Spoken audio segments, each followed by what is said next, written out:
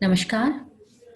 अ, बच्चों, हम अभी तक बहुत सारे टॉपिक अपने पार्ट वन के कर चुके हैं, जिसमें हमने आइसोस्टेसी के बारे में बात कर ली, जिसमें हमने पृथ्वी के इंटीरियर ऑफ द अर्थ के बारे में बात कर ली। लेकिन भूकंप के बारे में बात कर रहे जब हम कर रहे थे तो उसी के साथ में एक और टॉपिक हमारा रहता है और वो है ज्वालामुखी।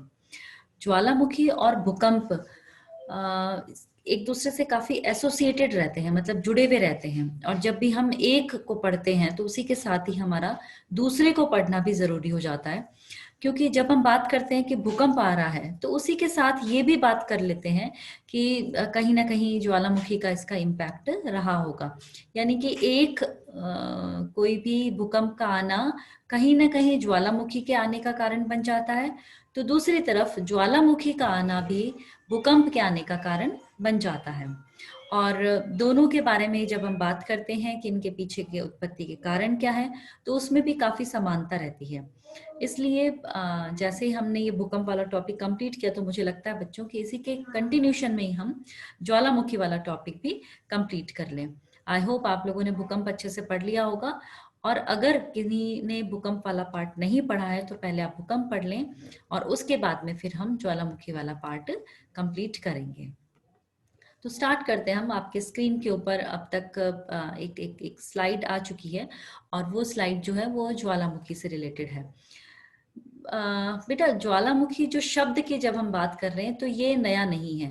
आप लोगों ने अपनी छोटी क्लासेस में भी बहुत बार ज्वालामुखी के बारे में पढ़ा होगा। और ज्वालामुखी जो पिक्चर अब आप देख रहे हैं, इस तरह से आपने एक बड़े से पहाड़ के बीच में से धुएं का गुबार उठते हुए ज्वालामुखी को देखा होगा। कहीं कहीं आपने दूसरा जो पिक्चर है, इस तरह की ज्वालामुखी भी आपने देखी होंगी। तो कहीं पर आपने ये जो एक एक एक पिक्चर है, ये एक क्रेटर और उसके अंदर के पानी की पिक्चर है। इसका ज्वालामुखी से क्या रिलेशन है, ये भी हम हमारी आज की क्लास के अंदर देखेंगे। तो कुल मिलाकर के आज हम बात कर रहे हैं, वो हम बात कर रहे हैं ज्वालामुखी के बारे में, जिसे हम इंग्लिश में वॉल्केनो कहते हैं। आज सबसे पहले अपनी इस क्लास में हम बात करेंगे जिन टॉपिक के बारे में, वो टॉपिक है हमारा इससे जुड़ी हुई महत्वपूर्ण शब्दावली, यानी वो कौन से एसोसिएटेड वर्ड्स हैं, जो कौन सी डेफिनेशंस हैं जो वॉल्केनो से रिलेटेड है, ज्वालामुखी से रिलेटेड है। तो हम बात करेंगे ज्वालामुखी क्रिया या वॉल्केनो प्रोसेस जो है वो क्या है एक्चुअल के अंदर। दूसरा शब्द है जिसके बारे में हम बात करेंगे वो है ज्वालामुखी उद्गार, इरप्शन जिसको हम कहते हैं, वॉल्केनिक इरप्शंस, उनसे क्या मतलब है। उसके बाद हम बात करेंगे मैग्मा के बारे में, और उसके बाद में हम बात करेंगे लावा। ये बहुत सारे चार जो वर्ड हैं, इनमें से दो दो वर्ड का अगर हम पेयरिंग करें तो ज्वालामुखी क्रिया, ज्वालामुखी उद्गार और मैग्मा और लावा, ये एक्चुअली बहुत बार इंटर रिलेटेड हो जाते हैं। मतलब हम बहुत सारी जगह कुछ लोगों को देखते हैं कि मैग्मा की जगह वो लावा बोल रहे हैं, कुछ लोग लावा की जगह मैग्मा बोल रहे हैं, या ज्वालामुखी क्रिया और उद्गार को एक दूसरे से रिलेट कर रहे हैं। तो यहाँ पर सबसे पहले हम ये जानने की कोशिश करेंगे कि आखिर इनमें अंतर क्या होता है। तो शाब्दिक अर्थ की अगर हम बात करें तो डेफिनेशन आपके सामने स्क्रीन के ऊपर है। वह संपूर्ण प्रक्रिया जिसके द्वारा दौरान पृथ्वी तल के भीतर से मैग्मा लावा के रूप में बाहर आता है। एक्चुअली इस एक डेफिनेशन में हमने उन चारों चीजों को डालने की कोशिश की है। वेल, क्या कि ये एक एक एक प्रोसेस है। ज्वालामुखी जब हम बात करते हैं तो ये किसी पहाड़ से रिलेटेड चीज नहीं है, या किसी किसी एक एक एक एक घटना को नहीं बताती है, बल्कि एक पूरी प्रक्रिया को बताती है। और क्या है वो प्रक्रिया? वो प्रक्रिया है पृथ्वी के भीतर से, यानी कि अगर अगर ये सरफेस ऑफ द अर्थ है तो इसके नीचे नीचे की तरफ से मैग्मा जो है वो पृथ्वी के बीच में क्रैक करता हुआ बाहर की तरफ निकल आए, लावा के रूप में बाहर निकल आए। तो इस पूरी प्रक्रिया को, मतलब पृथ्वी के धरातल के नीचे मैग्मा का बनना और फिर लावा के रूप में इसमें से बाहर निकलना, इस पूरी प्रक्रिया को हम कहते हैं ज्वालामुखी। ठीक है, क्लियर हो गया? तो वोल्केनो क्या है? वोल्केनो इज अ प्रोसेस जिसमें क्या क्या शामिल होता है? Formation of magma and volcanic eruption. ये सारी प्रोसेस जो है इसको हम वोल्केनो कहते हैं। ठीक है, इसके बाद हम करते हैं मैग्मा और लावा वाला कंफ्यूजन दूर। कुछ कुछ बुक्स के अंदर भी आपने देखा होगा कि कहीं कहीं मैग्मा वर्ड आ जाता है, कहीं लावा वर्ड आ जाता है। एक्चुअली बहुत सिंपल सी बात है बेटा, कि जब तक अर्थ की सरफेस के नीचे कोई चीज पड़ी है उसे हम मैग्मा कह रहे हैं, और जब वही वॉल्केनिक इरप्शन के थ्रू अर्थ के सरफेस के ऊपर आ जाता है तो उसे हम लावा कह देते हैं। ये दोनों ही मेल्टेड फॉर्म में होता है, यानी कि जिसको हम कह सकते हैं कि तरल अवस्था के अंदर होता है, लेकिन इसके अंदर कुछ ठोस पदार्थ और गैसीय अवस्था के अंदर भी चीजें मिलती हैं। यानी मैग्मा या लावा दोनों ही कॉम्बिनेशन है, जिसमें आपको तरल मिलेगा, जिसमें आपको ठोस मिलेगा और जिसमें आपको गैसेस मिलेंगी। लेकिन मैग्मा तब तक जब तक कि वो धरातल के नीचे की तरफ है, और उसे हम लावा कब कहेंगे, जब वो धरातल से बाहर की तरफ आ जाए। यानी कि इस केस में हम ये कह सकते हैं कि मैग्मा इज इक्वल्स टू लावा, और लावा के पास में क्या है, गैस और ठोस के कण। जब बाहर आ जाता है तो लावा हो गया, सॉलिड फॉर्म, जो सेमी सॉलिड है वो तो लावा हो गया, गैस ऊपर की तरफ निकल गई, ठोस के कण साइड में रह गए।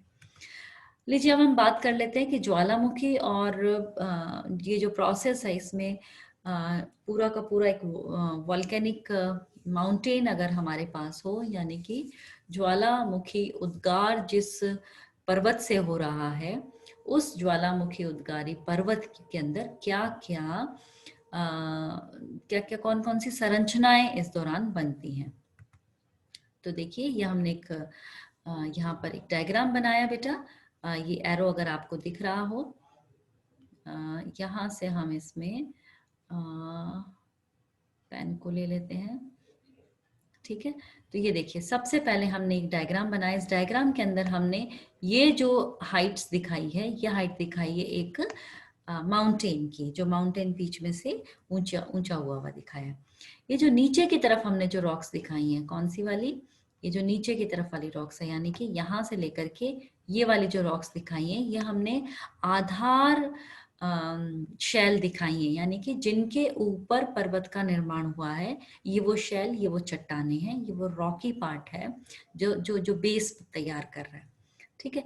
अब ये जो रॉक या ये जो लिथोस्फेयर है, जिसको हम ज्योग्राफिकल टर्म अगर काम में लें, तो इस लिथोस्फेयर के अंदर टेम्परेचर हाई होने की वजह से कुछ चैम्बर्स बन जाते हैं, कुछ क्षेत्र बन जाते हैं, जहां पर इस तरह से लावा इकट्ठा होना शुरू हो जाता है। ये जो लावा इकट्ठा हो रहा है, एक्चुअली ये क्या है, ये वहां पर उपस्थित चट्टाने पिघली हुई अवस्था में है।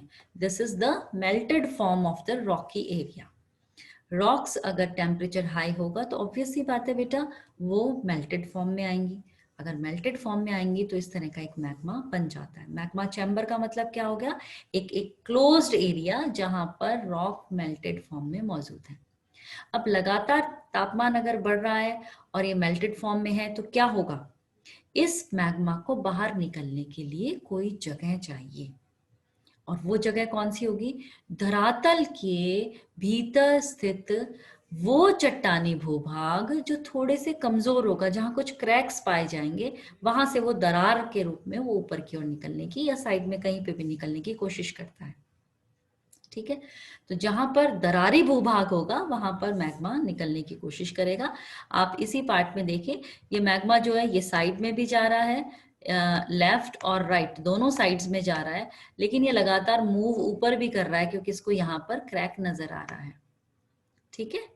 अब क्या हुआ कि ये एक पाइप नुमा संरचना आप जो देख रहे हैं, जिसके सहारे ये मैग्मा ऊपर की ओर आ रहा है, उसको हिंदी में कहते हैं निकास नलिका, या इसको हम कह रहे हैं वेंट, ठीक है। तो चैम्बर तो वो जगह हो गई जहां पर मैग्मा इकट्ठा हो रहा है, और वेंट क्या हो गया, वेंट हो गया जहां से मैग्मा धरातल की तरफ ऊपर की ओर बढ़ रहा है।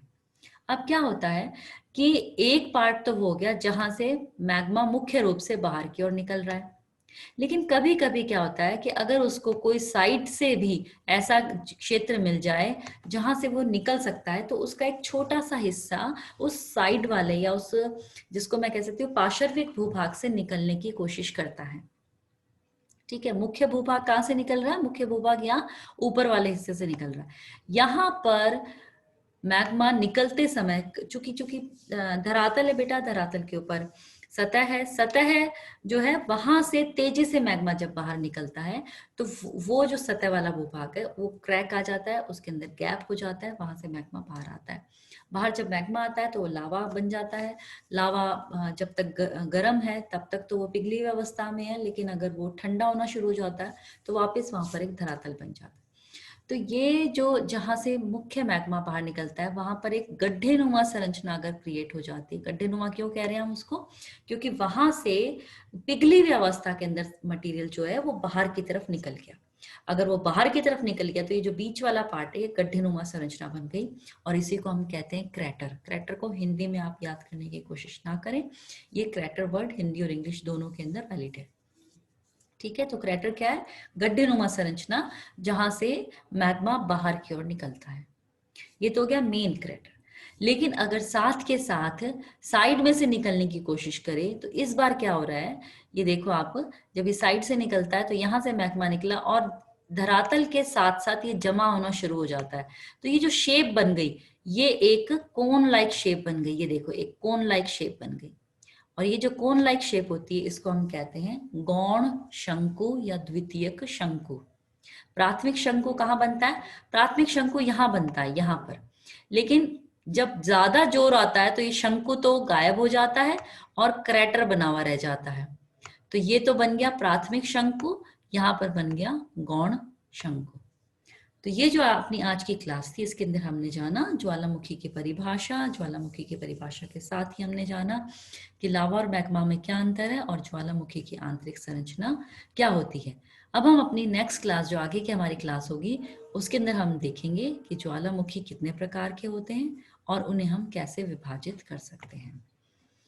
तो इस तरह से हमारी नेक्स्ट क्लास जो रहेगी उसमें हम इन मुख्य पॉइंट के ऊपर बात करेंगे। थैंक यू बेटा।